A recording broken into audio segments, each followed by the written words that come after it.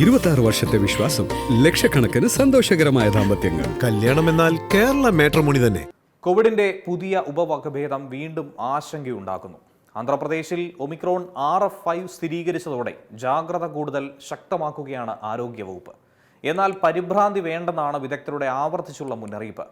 ആന്ധ്രാപ്രദേശിലെ കോവിഡ് സാമ്പിളുകളുടെ ജനിതക പരിശോധനയിലാണ് ഒമിക്രോൺ RF5 ഉപവകഭേദം കണ്ടെത്തിയത്. ലോകാരോഗ്യ സംഘടന നിരീക്ഷണത്തിലുള്ള വകഭേദം കൂടിയാണിത്.